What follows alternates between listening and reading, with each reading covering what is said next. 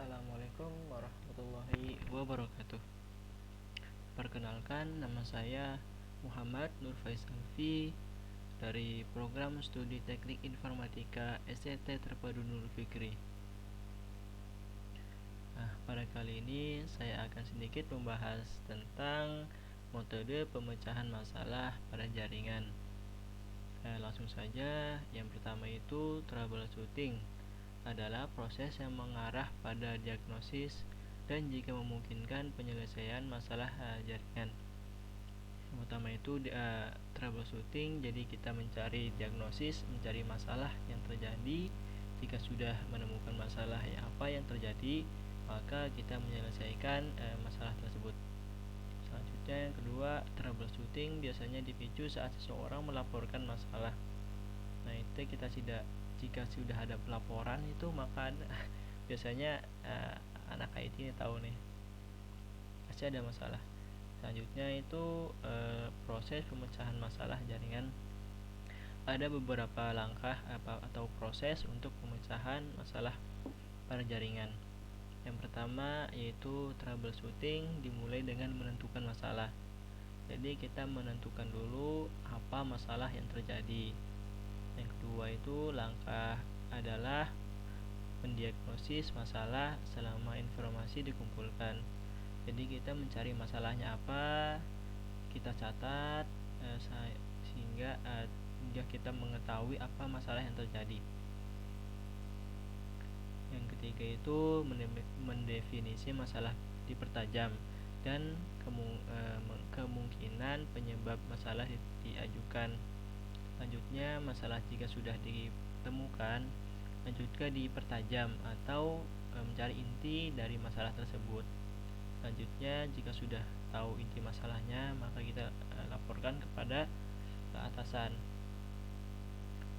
Yang terakhir itu proses ini akan menghasilkan hipotesis untuk akar penyebab masalah. Jadi penyelesaian masalahnya akan ketahuan pada tahap akhir. Selanjutnya yaitu metode pemasalah. Ada beberapa metode masalah terstruktur. Yang pertama itu ada the top down approach, adalah metode pemecahan yang dilakukan dari atasan yang ditujukan kepada bawahannya, di mana yang mengambil keputusan adalah atasan, sedangkan bawahannya hanya sebagai pelaksana. Jadi ini diatur oleh atasan. Jadi jika atasan mengetahui ada masalah, maka dia yang mengatur, kita yang langsung terjun ke lapangan mencari masalah yang terjadi. Selanjutnya ada the bottom up approach. Metode the bottom up approach ini dapat digunakan untuk meningkatkan sense of belong dari unit level dalam kepemilikan anggaran. Selanjutnya itu ada the divide and conquer approach, adalah metode pemecahan masalah yang bekerja dengan membagi masalah menjadi beberapa masalah yang lebih kecil, kemudian menyelesaikan masing-masing masalah tersebut secara independen. Jadi menyelesaikan masalah itu secara terus-menerus dan akhirnya menggabungkan solusi masing-masing masalah sehingga menjadi solusi dari masalah semula. Jadi kita akhirnya akan menemukan masalah yang terjadi. Ini ada metode pemecahan masalah yang kedua. Ada the top down approach. Dengan menggunakan pendekatan ini, Anda bekerja dari lapisan aplikasi model Open System Interconnection atau disingkat dengan OSI, hingga ke lapisan fisik. OSI layer dapat dilihat pada gambar di bawah ini.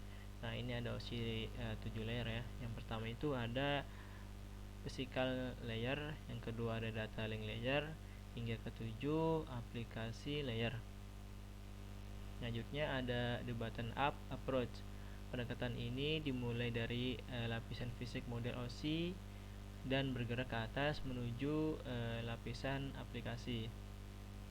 Nah, ini hingga dari 1 hingga ke 7 aplikasi layar. Manfaat dari pendekatan button up adalah bahwa semua pemecahan masalah awal terjadi di jaringan hingga akses ke klien, server, atau aplikasi tidak diperlukan di tahap awal. Yang ketiga ini lanjutnya ada the dive and conquer approach. Dengan menggunakan pendekatan ini, Anda mulai berada di tengah model OSI, biasanya lapisan network. Nah, ini kita lihat di bagian tengah itu ada network layer ya. Yang ketiga, yang keempatnya itu transport layer. Kemudian berdasarkan penemuan Anda, dilanjutkan ke lapisan atas atau bawahnya pada mode OSI. Nah, jika ke atasnya ini ada session layer, yang ke bawahnya ada data link layer. Nah, ini ada contoh kasus dari the follow the page approach. Kasusnya ini pengguna tidak bisa mengakses situs web tertentu.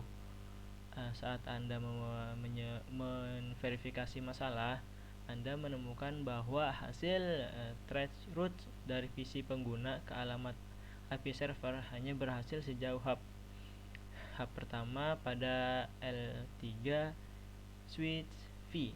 Dalam situasi ini, masuk akal untuk mengalihkan pendekatan pemecahan masalah Anda ke L3 switch V dan segmen di luarnya menuju server di sepanjang jalur terbaik.